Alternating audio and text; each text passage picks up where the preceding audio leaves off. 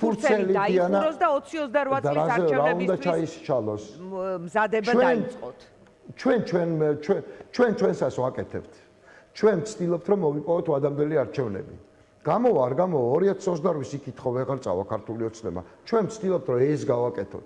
თქვენ ახლა მეუბნებით საუარესო ვარიანტს. მესმის ეს გიჟი ხო არა ვარო დაშვება არ გავაკეთო საუარესო ვარიანტის. მე პროფესია მაქვს ეგეთი იურისტი ვარ, პირველადი განათლებით და პროფესიით და ყოველთვის ცუდის დაშვებით ვიწყებ ნებისმიერ საქმეს. ეს პროფესიული ჩვევაცაა ჩემი და მე მგონია რომ საღიაზრდა და რაციონალიზმიც არის ამაში. რა თქმა უნდა ეს იმას არ ნიშნავს რომ არ ვეცდები რომ 2028-მდე ვადამდელი არჩევნები არ მოვიპოვო. მე ამისთვის ვმუშაობ და ყველაფერს ვაკეთებ და არ არის მარტივი ჩემი ცხოვრება ამ ფონზე სხვა შორის. პატიმრობებიც ამიტომ მიწევს და შეიძლება კიდე მომიწიოს.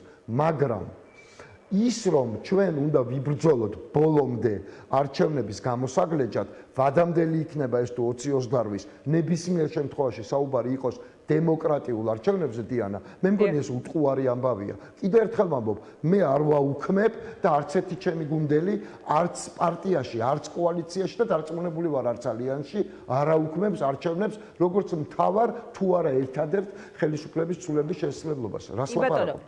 ნიკა, რომ დავუბრუნდეთ, მე მგონი კავშირი გაწყდა და არჩევნები დიანა. ბოდიში ბოლო უკაცრავად თუ შეიძლება რომ მოდი პროდიუსერს ვთხოვ რომ გადაურეკოთ ნიკას რომ ვთქვათ კიდე ერთი ნახევარსაათიანი ლიმიტი გქონდეს მასთან საუბრის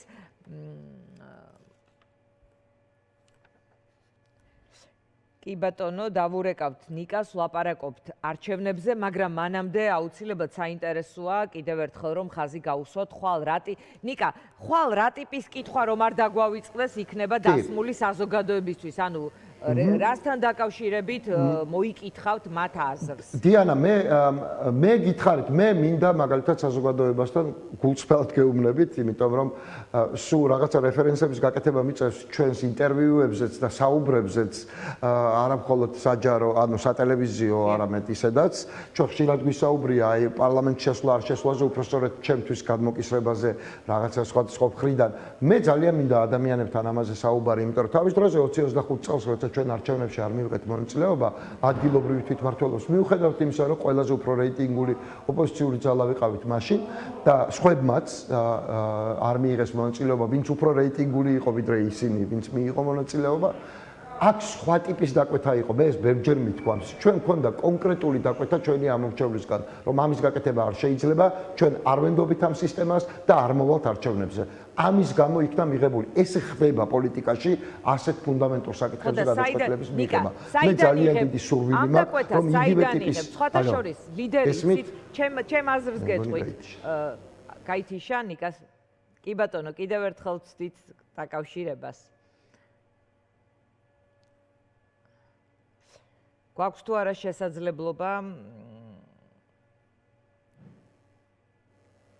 კი ბატონო ნიკა აი დაკვეთა რა გაქვთ საზოგადოებისგან ამას როგორ იგებთ თქო აი მაგალითად ფაშინიანი რომელსაც ახლა შევნატრით თუ მოგწონს და ასე შემდეგ და მართლა ისეთ უნიკალურ კამპანიას ატარებს კაცი და აი წარმოუდგენელს ის მაგალითად არაპოპულარულ გადაწყვეტილებებსაც იღებდა და მათ შორის ეხა რაიონ რომ დადის ჩხუბიც კი უწევს ამომრჩეველთან თუ მომხრესთან თუ მოქალაქესთან იმაში დასარწმუნებლად რომ ის რაც მას არაპოპულარული ეჩვენება ამ ქვეყნისთვის სწორი იყო ანუ ლიდერი ხანდახან სულაც არ ნიშნავს რომ დაკვეთა მიიღოთ ვიღაც 20 რაღაცა ხმამაღალი Facebook მომხმარებლისგან ანუ ვისგან იღებთ დაკვეთებს ანუ როგორ ამოწმებთ რა დაკვეთა მიიღეთ აბსოლუტურად მესმის რასაც მეუბნებით და აბსოლუტურად მესმის რასაც მეუბნებით და ემთხვევა ჩვენი აზრები ამ ყველაფერში უბრალოდ მინდა შეგახსენოთ რომ ფაშინიანი პრეზიდენტია იმ ქვეყნის სადაც დადის პრემიერი და ჩვენ ვართ ადამიანები ვინც გუშინ გამოვედით ციხიდან და პრემიერი ბოდიში გიხდით გუშინ გამოვედით ციხიდან და ხვალ შეიძლება უკან შევბრუნდეთ ხო სხვა ვითარება უნგრეთისგანაც ეს განგვასხვავებს სხვა შორის მადიარი არ ყოფილა დაპატიმრების რისკის ქვეშ არასდროს განსხვავებული ვითარებებია მე არ ვიძახი იმას რომ ეს რამენაირად უნდა გვაყოლებდეს თავისი მივარდნებით, ტიტუშკებით და ყველა მედიის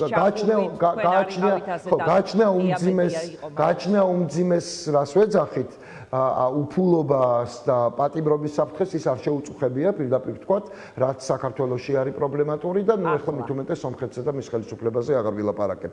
სხვა ამბავი, ახლა ცხადია, ხო. ხო, 40 მილიონზე თუ კიდე გაინტერესებთ ჩემი კომენტარი, არა, უბრალოდ ახლა თქო, იმიტომ რომ ფაქტის სიზუსტე იყო საჭირო. კი, ახლა ვსაუბრობთ სწორედ, ცხადია, წარსულზე არ ვლაპარაკობ, დღევანდელობაზე ვსაუბრობ.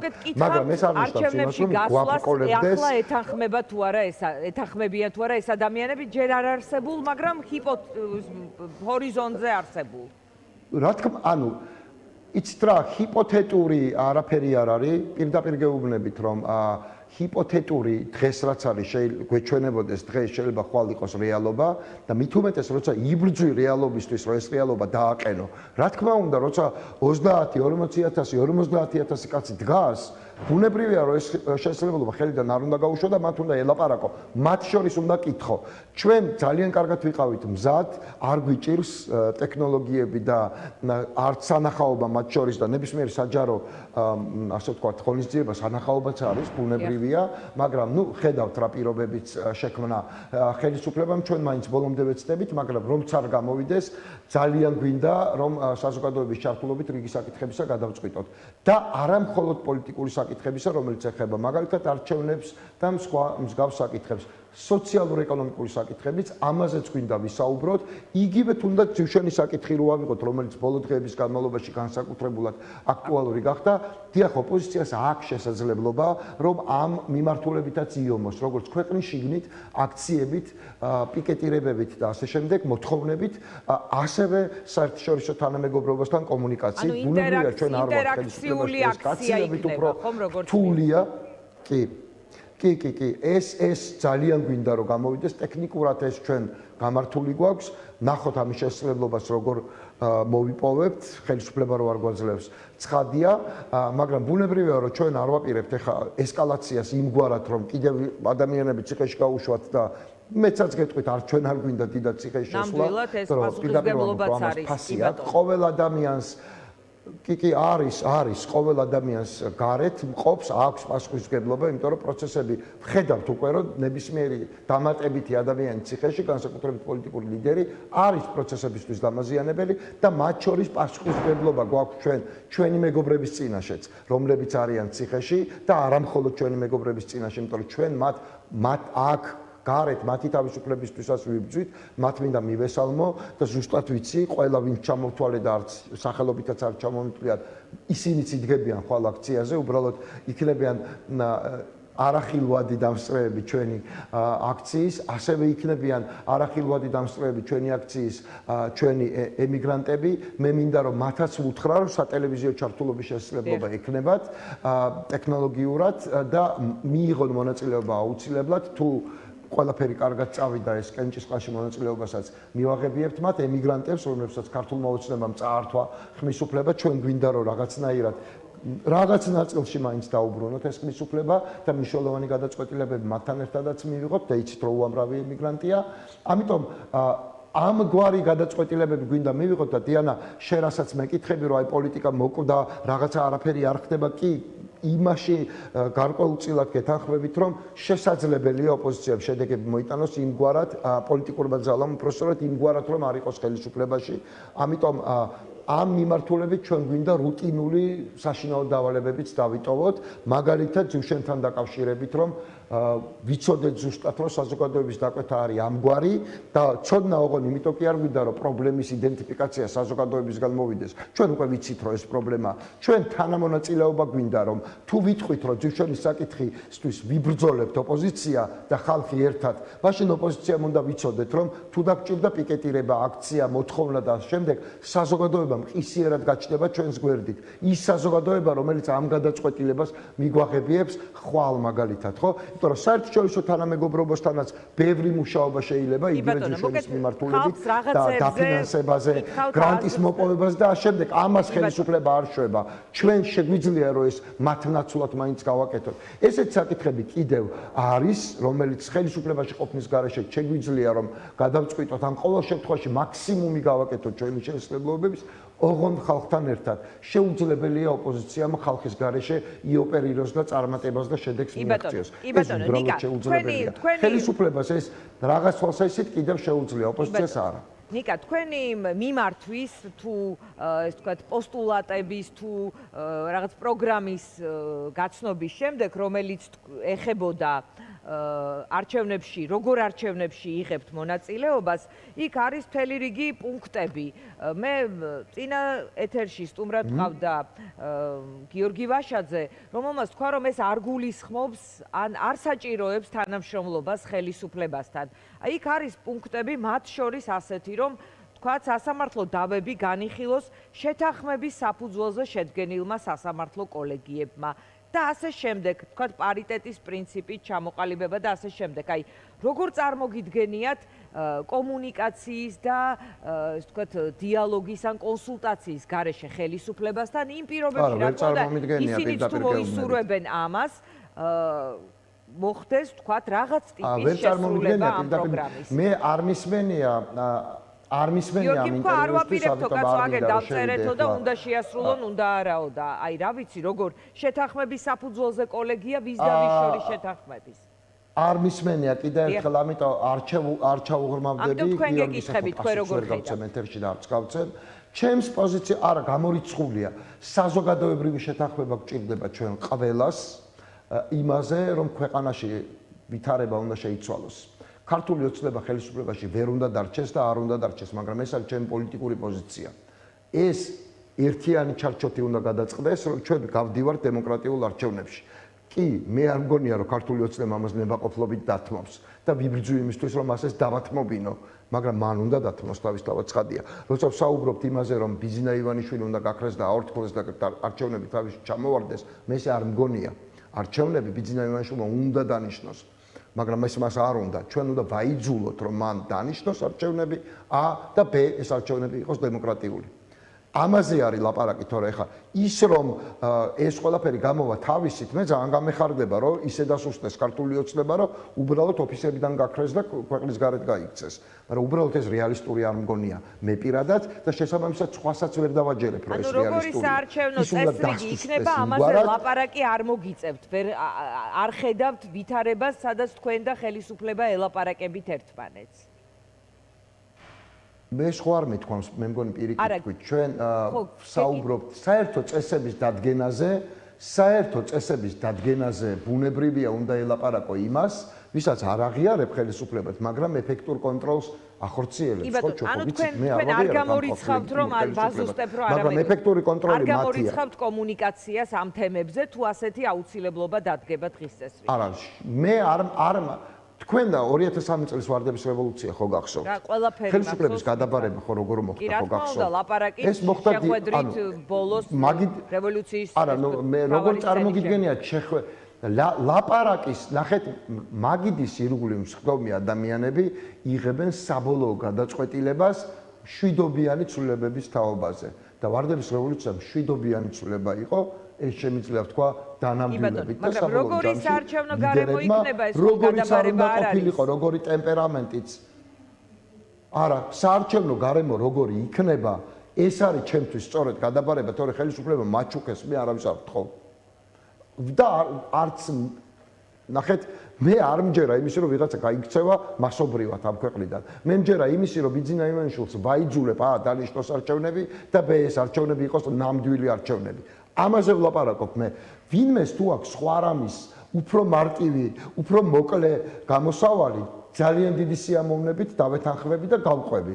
უნდა მითხრას, რომ ესეთი გამოსავალი აქვს და თუ ის უფრო ადრე დააყენებს ამ გამოსავალს და უფრო ეფექტიანი იქნება აქ, მხოლოდ გამეხარდება. მე ვიბრძვი დემოკრატიულ ჩარჩოში ხელისუფლების შესაცვლელად და ამისთვის გავაკეთებ ყველაფერს და ვაკეთებ კიდევაც ჩემი აზრით. ხელისუფლება არც ახალი არჩევნები არ დანიშნა და მივედით ასე პროტესტით 20-28-მდე და თუ არც აი ამ პუნქტებიდან რამე შეასრულა და ყოველ შემთხვევაში ამის ეს თქვა განწყობა ჯერ არ ეტყობა ეს ნიშნავს თუ არა რომ თქვენთვის კითხვის ნიშნის ქვეშ დადგება საერთოდ არჩევნებში მონაწილეობის თემა თუ თქვათ რა მოცემულობაც იქნება როგორც წეგა თქვით ბოიკოტით არ დაუბადებულ ვარ თუ ანუ მე მაქვს ერთი მთავარი ტესტი გულწრფელად გეტყვით მე არ ვაპირებ ოდესმე გავიმეორო ის რაც მანამდე მოხდა რომ არჩევნები გამიყალბონ მე ვერ მოვახერხო მისი დაცვა და მე გამოვიდე და ვთქვა რომ არჩევნები გაყალბდა და ამიტომ არ შეიძლება მისი შედეგების აღიარება ეს ერთხელ უკვე მოხდა ეს არ იყო სასიამოვნო არც ამომრჩევლისთვის არც ჩემთვის მე თუ გავალ რაიმე პროცესში უნდა ვიცოდე რომ ეს პროცესი არის ნამდვილად ის რასაც ქვია არჩევნები სხვაგვარად გადაწყვეტილებას მივიღებთ 2028-ში. დღეს ხო ეს გადაწყვეტილება არ დგას. მე ვიბრძვი იმისთვის, რომ 2028-ში კი არ იყოს ეს არჩევნები, იყოს აქ რაც შეიძლება სწრაფად და იყოს რაც შეიძლება ეფექტიანი და დემოკრატიული. ამაზე ვლაპარაკობ დიანა მე და ამისთვის ვიბრძოლებ ბოლომდე. ის დაშვებები, რომლებსაც თქვენ აკეთებთ, არის ჰიპოთეტური ამ წუთში ჩემთვის და მირჩევნია გიპასუხოთ. მაშინ თუ ეს შეკითხვა შეიძენს განსაკუთრებულ აქტუალობას. დღეს ანუ არჩევნებზე გახვალთ არ გახვალთ იქნება იმ კონკრეტულ მოცემულობაზე დამოკიდებული, იმიტომ რომ მაგალითად თქვენ ხო იცით რომ პოლიტიკაში გადამწყვეტი ფასეულობების გარდა არის კონტექსტიც. კი ბატონო, გეთანხმებით ნამდვილად კონტექსტი განაპირობებს ბევრ რამეს, მაგრამ მაგალითად 2025-ის არჩევნების წინ ძალიან აქტუალური იყო თქვენი პარტიიდან, რომ სხვა პარტიები რას აპირებენ თვითმმართველობის არჩევნებთან დაკავშირებით, მეტ მკაფიობას ითხოვდით ხოლმე.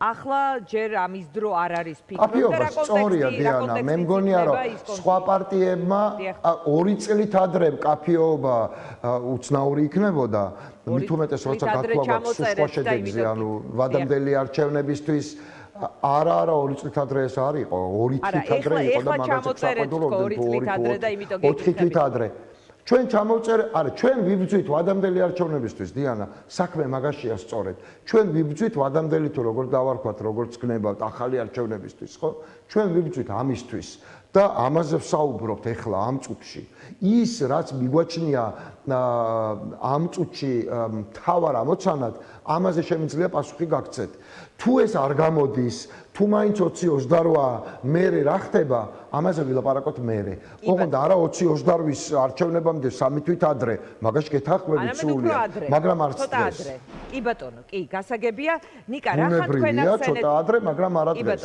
რახან თქვენ ახსენეთ მე გეთანხმებით რომ ყველა ითვლის თავებს მეტიც არათუ ითვლიან სპეციალური ფორმულები არსებობს რამდენ მილიონიან ქვეყანაში რამდენი ათასი ადამიანის ქუჩაში გამოსვლა ნიშნავს რომ ცუდად არის საქმე და ხელისუფლებისთვის ეს განგაში ზარი უნდა იყოს მოკეთ მთელი მეცნიერება ამის შესახებ ამიტომაც რახან თქვენ ახსენეთ ციფრები ამიტომაც გეკითხებით რიცხვები 50000 თქვით ერთ ინტერვიუში ინგას გრიგოლიას ეთერში შემდეგ გისმენდით გუშინ ცუდ სცენარში 20000 სწორად მახსოვს ანუ რა არის მაინც არა ანუ მე მგონია ხო მე მგონია რომ ის რაოდენობა დაახლოებითი რომელიც თქვენ ბრძოლის გაგრძელების სტიმულს მოგცემთ როგორც თქვენ თქვით რომ პროტესტის გადატვირთვა მოხდება და აი ხვალინდელ დღეს დიდ სურათში რა ადგილი ექნება ეს ჩემი ბოლო კითხვა იქნება თქვენ ხო რაოდენობა მნიშვნელოვანია თავებს ყველა ითვლის მაგრამ როცა თვითონ დგახარ ადამიანებში ხო იქვე ადგილზე ითვლი ასე ვთქვათ ომახიანობასაც ითვლი მოტივირებულობასაც ითვლი რა გრძნობ ამას ყველაფერს ძალიან მნიშვნელოვანია ჩემი აზრით ჩვენ ძალიან სერიოზული გამოცდა ყველაზე უფრო რთული სხვათა შორის გამოცდა რუტინის გაძლების ანუ დროის გამოცდას გაუძლო წარმოუდგენელს თან წელიწად ნახევარია პრაქტიკულად ეს პროტესტი გრძელდება, მაგრამ ეხლა გჭირდება გამოცდის გავლა რაოდენობაში. მე არ ვიცი ეხლა ეს 20, 30, 40 თუ 50 მგონია რომ უნდა შევიკრიბოთ იმდენი, რამდენი წელს არ ყოფილვართ. და შესაძლოა არ ჩარჩან არ ყოფილვართ, ხო? მე ძალიან დიდი იმედი მაქვს ამის, მე დარწმუნებული ვარ, მეცაც გეტყვით ამაში, მაგრამ ბრძოლას ვერ შემაწყვეტიებს ვერანაირი ადამიანების რაოდენობა და ვერანაირი იმედგაცრუება, იმიტომ რომ იმედგაცრუება არის წუთიერი, იმედგაცრუება არის ხანმოკლე, მაგრამ ბრძოლა, ფასეულობები და ქვეყნისთვის თავდადება არის მუდმივი. ამიტომ იმედი მაქვს, რომ ეს იმედგაცრუება ხვალ არ მექნება, უფრო სწორედ დარწმუნებულიც ვარ, მაგრამ ბრძოლას არ შევწყვეტ არც ერთ შემთხვევაში. არ იქნება ხვალ იმდენი ადამიანი, რამდენიც მე მგონია, რომ იქნება და სურვილი მაქვს, რომ იქნება, ყველაფერს გავაკეთებ, რომ შემდეგ ჯერზე იყოს ამდენი ადამიანი. ამიტომ ხელების ჩამოშებას არ ვაპირებ, მაგრამ ჯერა რომ იქნება ბევრი ადამიანი ძალიან.